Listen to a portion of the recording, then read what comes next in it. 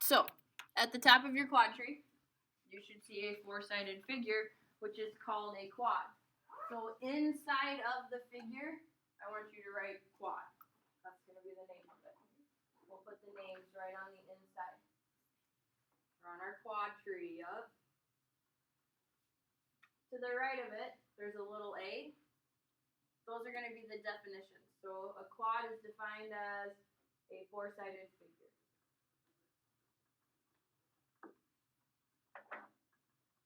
You don't have the most room on this, so write small. Use your note-taking skills. Quadrilateral is any four-sided figure. Once you have a quad, you can have three types based on the number of parallel sides. So it branches into three branches. We're on the left branch there. That is a parallelogram. So inside of the figure, you're going to put its name. Parallelogram. And yours is marked so that the left side is parallel to the right side, and the top and bottom are parallel. To the right, behind the little a, put its definition. Quad with both pairs of opposite sides parallel.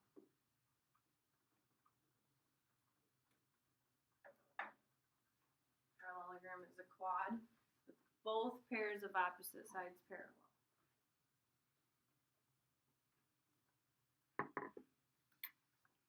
Your parallelogram branches down into two more quads. The one on the right is the one we're going to next, is a rhombus. So below the parallelogram on the right side, you have a rhombus. By definition, a rhombus is a parallelogram with four congruent sides. A rhombus, by definition, is a parallelogram with four congruent sides. It's coming from the parallelogram. It branches from that. So, since it's a parallelogram, you would also know that opposite sides are parallel. You don't have to mark that on your picture, but because you wrote parallelogram here, then all the parallelogram traits trickle down to your rhombus. To the left of your rhombus is your rectangle.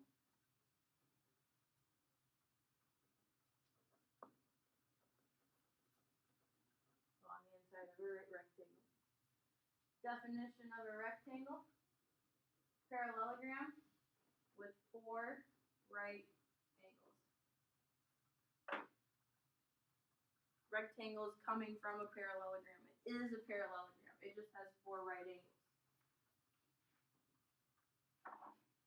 Again, since it's a parallelogram, we would be able to say the top and bottom are parallel, and the left and the right. You don't have to mark that on there, but the word parallelogram tells us that. If your rectangle and your rhombus got together and had a kid, they'd have a square. In your picture, your square has four congruent sides, like a rhombus, and it has four right angles, like a rectangle. So a square is a parallelogram with four right angles and four congruent sides.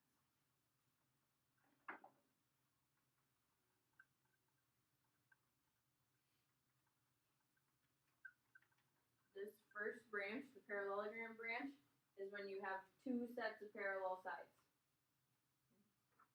The next one we're going to go to is when you don't have any parallel sides, which would bring you all the way over to the right side to the kite. All the way over on the right is your kite. They don't have any parallel sides, but they do have congruent ones. By definition, a kite is a quad with two pairs of adjacent congruent sides, no opposite sides are congruent though. picture, it's already marked. The top two sides are congruent to each other, and then the bottom two sides are congruent to each other. Adjacent because they're touching, but the opposite ones are not. Kites don't have any parallel sides.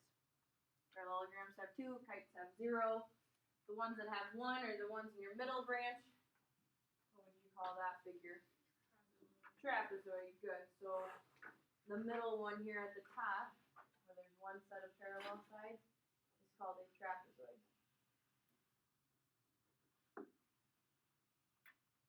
So where that single A is, quad with exactly one pair of parallel sides. That's the definition of a trapezoid. Quad with one pair of parallel sides.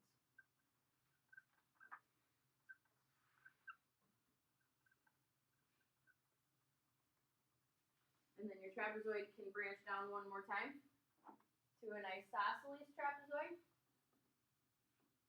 which by definition is a trapezoid with non-parallel congruent sides.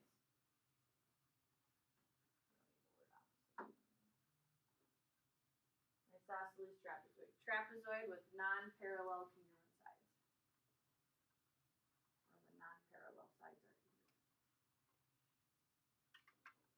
And your picture should show those two sides being marked congruent. Like your isosceles triangle has 2 equal sides, and isosceles trapezoid has 2 equal sides.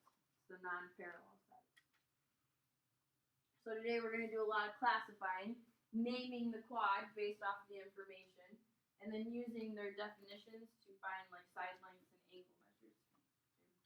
We will get further into the parallelograms this week and fill in the rest of your B's and C's and D's. Set your quad tree aside, just on the corner of your desk. And we'll go to your note packet. So the top half of your note packet there is all those definitions typed out for you, so there's another spot for them. We're going to go to example 1 though, where it says using your coordinate method, determine the most precise name for the quad with the given vertices. We're supposed to graph it and then name it. Make sure you label your points when you graph it.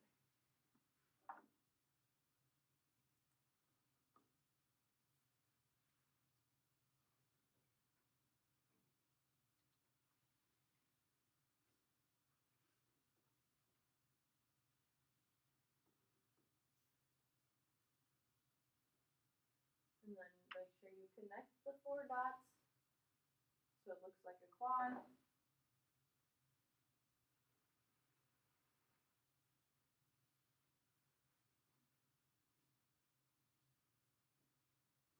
We want us to give it its most precise name. What do they mean by precise?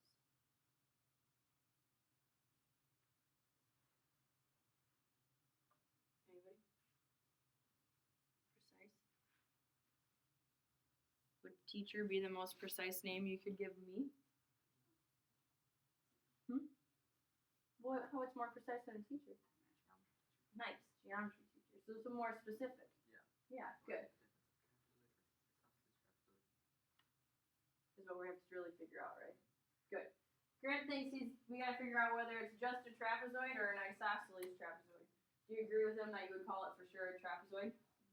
Okay. And we can tell that because the top line, BH, is horizontal, and the bottom one, QA, is horizontal, and they'll never intersect, so I know for sure they have to be parallel. But now we have to decide if it's isosceles. We have to figure out if BQ and HA are congruent. How do I figure that out?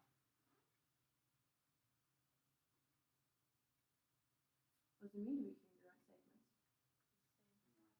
The same length. How do we figure out the length of them? Alright. We gotta use our distance formula. We're on a graph. We gotta find our distance between those points. Anyone remember it from last week?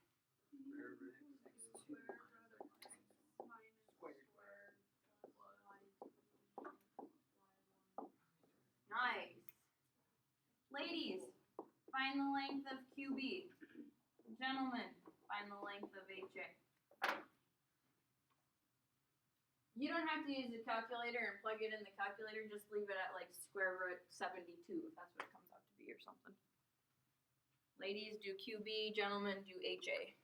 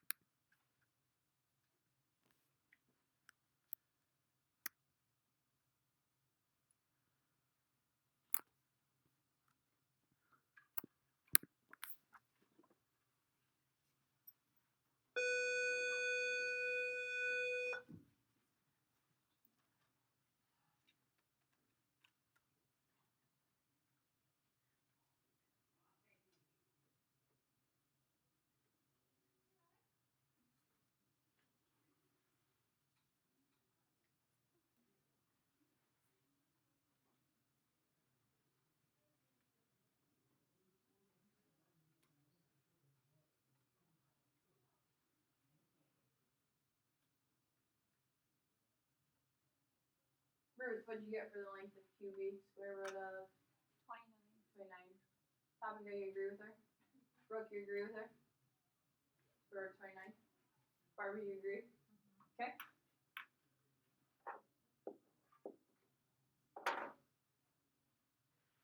Siegfried, what'd you get for the length of HA? Probably not even right.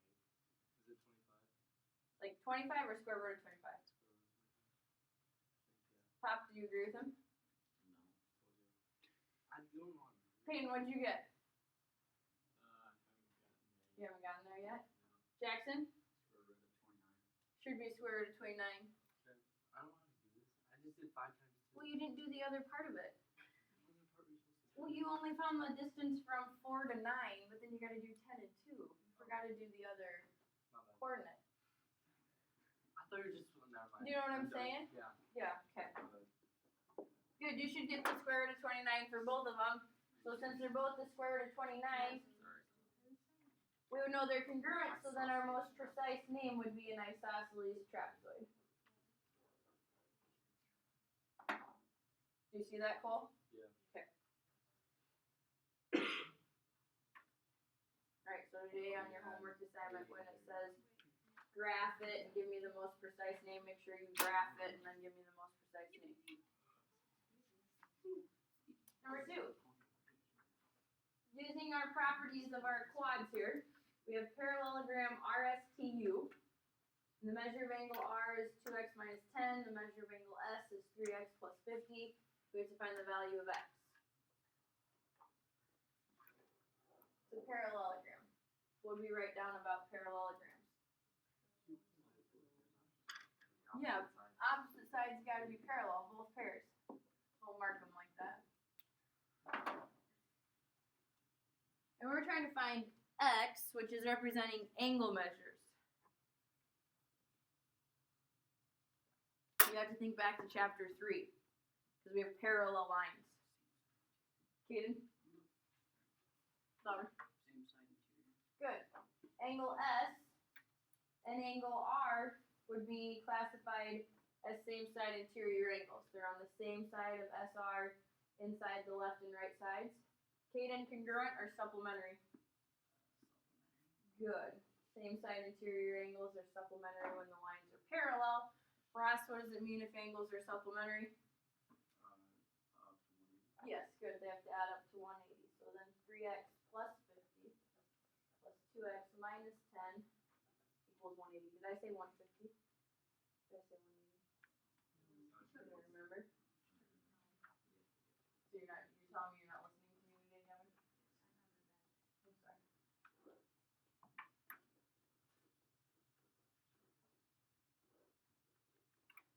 I got that far. I don't know what 140 divided by 5 is. 28. How can we make sure we're right? Okay, calculators, help me out here. 3 times 28. 84 plus 50. 2 times 28 is 56, right? Minus 10. What's 134 plus 46? 180, so we know we've got it then. Questions on the first 2? Alright, flip it.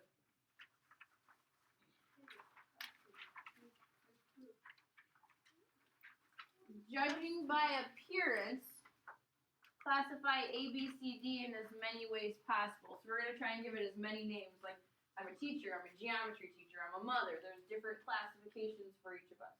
So we want to give this one as many as we can. Start at the top of your quad tree. What's at the top? Quad. Can you call A, B, C, D a quad? Okay, well that's one classification.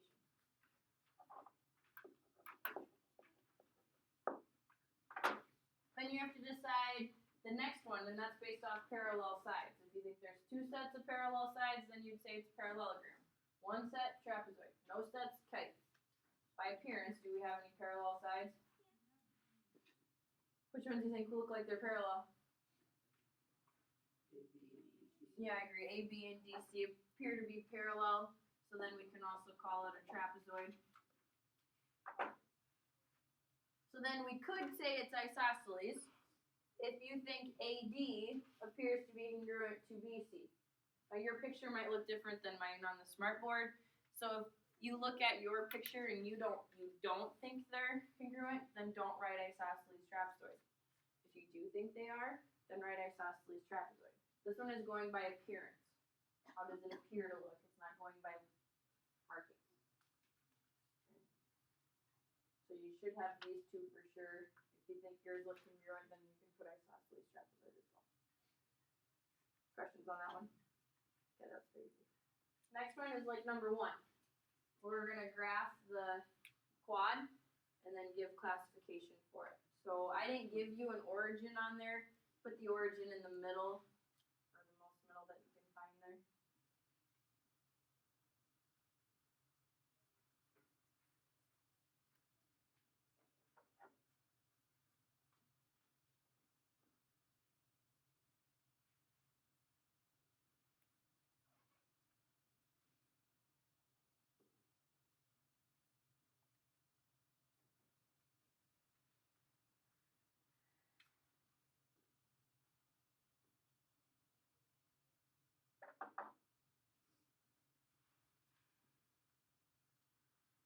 Don't forget to label the points A, B, C, D.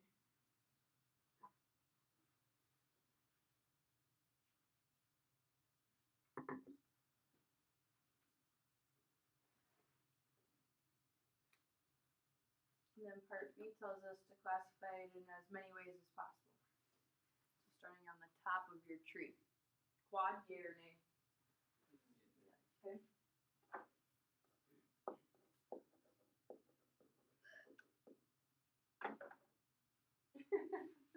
Would you say it's a parallelogram, a trapezoid, or a kite then? How do you know that for sure? We gotta check our slopes. Good. This one doesn't say go by appearance. So we have a graph, we're gonna check the slopes. Last semester we learned that parallel lines have what kind of slopes? The same. You can use your slope formula, y minus y over x minus x. Or you can count it, you're on a graph. From A to D, down 1, 2, 3, 4, 5, right 1. So this would have a slope of -5 or -5 over 1. I'll check BC. 1, 2, 3, 4, 5 over 1. Same slope, so those lines must be parallel. You check the other two. Count your slope from A to B and D to C. Remember, it's rise over run. Count your up and down movement first.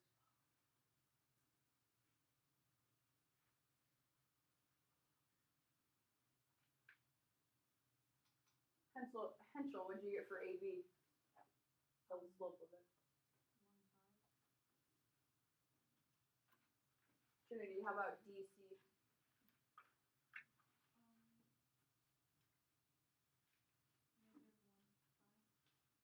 Did you go down 1? Then did you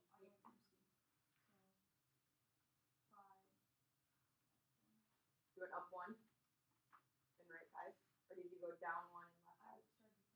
Okay, so if you go down and backwards, would those both be negative movements? Yeah. So a negative over a negative would make it good. 1 fit. So then my top and bottoms must also be parallel. So since both sides are parallel, then we know it's a parallelogram.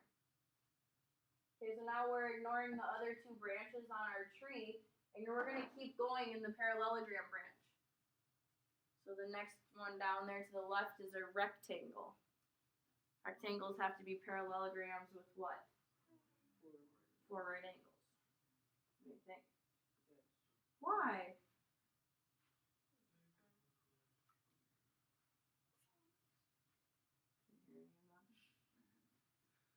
Why do you think there's right angles there? How do you know the lines are perpendicular? Excellent. Opposite. Good. 1/5 and -5 over 1. Opposites. One's positive, one's negative. And they've been flipped. So these lines, AB and AD, must be perpendicular. And last semester, perpendicular means they make what?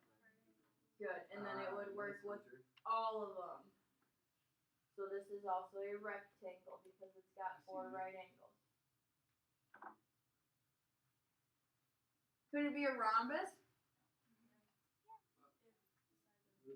If the sides are congruent, right?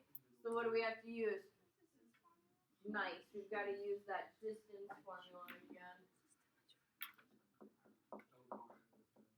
Don't call on you this time. Yeah, what do I have to find though? You want me to tell you what you gotta find before you start going? Here, first row, you find the length of AB. AB. Second row, control the grant, you've got BC, find that length. Third row, CD. Fourth row, AD. You three just didn't look pretty. Why can't I do that? You're on the back. First row, AB. Second row, BC. Okay. Cole, you've got CD. Or just hold it. Well, the whole row, but Sure, can't be just hold. on this fourth row, you've got Do AD. you know how to do this? Alright, we gotta find CD though. So the first one.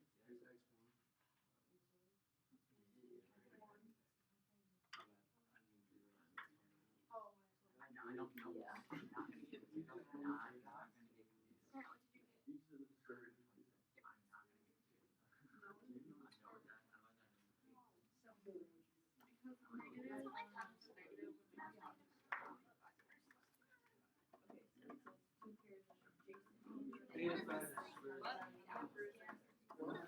Yeah. Well, that says nothing. We're doing CD sounds. Barbie, what did you get for the length of AB? Square root 26? Okay. Caitlin, what did you get for BC? Square root of 26? Oh, how'd you get 26? I'm so dumb. Haley, what did you get for CD? Just 26? Square root of 26, good. Taylor, what did you get for AD? Square root of 26. Fatima, since they're all the square root of 26, what can you tell me about those four segments? They're all congruent, good. So Kaden, if it's a parallelogram with four congruent sides, what would we call it? If it's a parallelogram with four congruent sides, it's a rhombus, good. The last parallelogram twig there is a square. Is it a square? Sure is. If it's a rectangle and a rhombus, then it must be a square.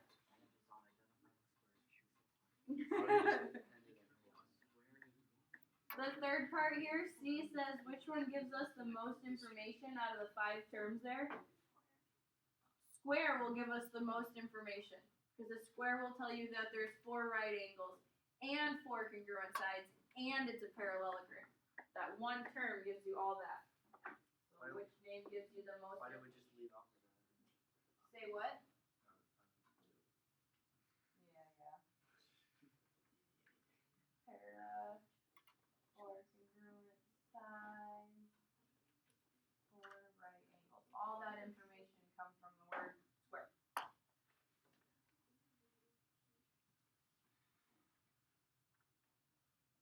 Okay, so the graphing ones will probably be the ones that take the longest if you use your distance formula. Hopefully you can get that figured out. It's still a work in progress. Number 5. Find the values of the variables in the rhombus and then find the length of each side. Okay, rhombus. What do we know about them? Alright, so then let's mark all 4 sides congruent. See rhombus? Mark it. Kind of like in chapter 4 when we proved triangles congruent. It's really important that you mark your pictures. It's really important that you mark these ones. I have to find A and B. Any ideas what I can do? Good. Such your A's equal to each other, such your B's equal to each other. Ladies, go ahead and find A. Gentlemen, go ahead and find B. I don't know, kid. Boys, B. My 3 looks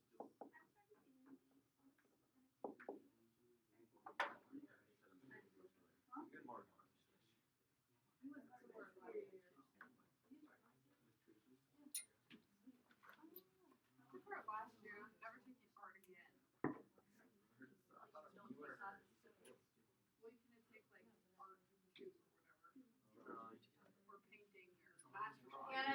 find A?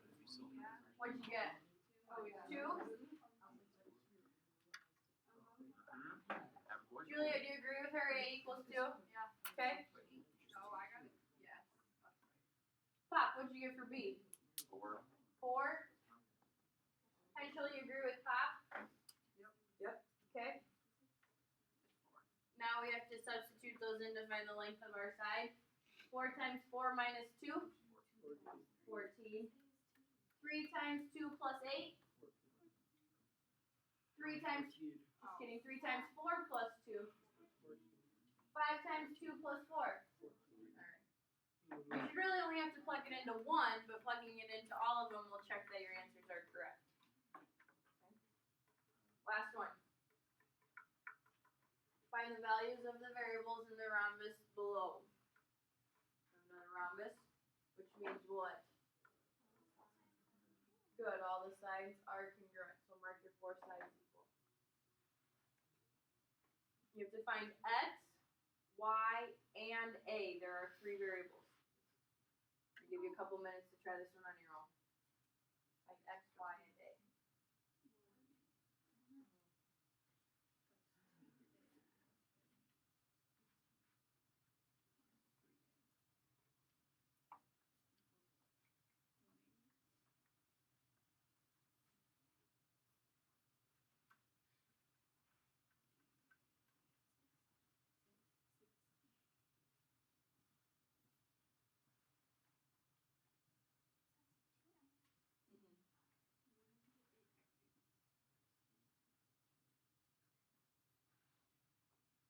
My hint for you, you have to find x before you can find y.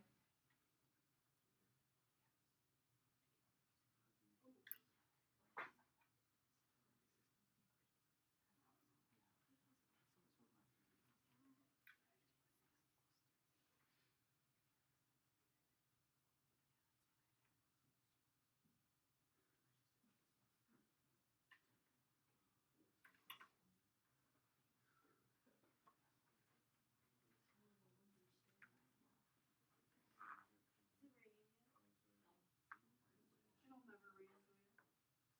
Since all 4 sides are congruent and 2 of the sides have x expressions, set those 2 equal to each other.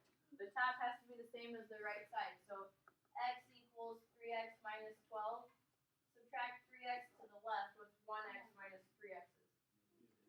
Negative 2x. Watch your negative here in front of the 12. Make sure you bring that down. Divide both sides by negative 2, and what do we get for x? 6. Good.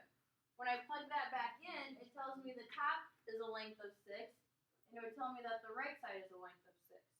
Therefore, the left side has to be how long? 6. So set 8 minus y equal to 6. Subtract your 8 over with 6 minus 8. So if negative 2 equals negative y, then positive y equals 2. Good. Now we have to find a. A is representing an angle. Okay. The definition of a rhombus is a blank with 4 equal sides. A what? Parallelogram. So I know that the opposite sides of this rhombus are parallel. Therefore, angle A and angle B are classified as what? Yeah, they're same side interior, which makes them supplementary. Ross, that means they add up to 180, right? Yeah. So then I'd say 3a equals 180, therefore a is equal to 60. Good. When you have to find angle measures, you got to think of the parallel line stuff from chapter 3. Side lengths, it determines if the sides are congruent or not. Questions on that last one? Okay. We will have book assignments here again for a while, so make sure you have your book with you or your computer. Quiz on Monday next week.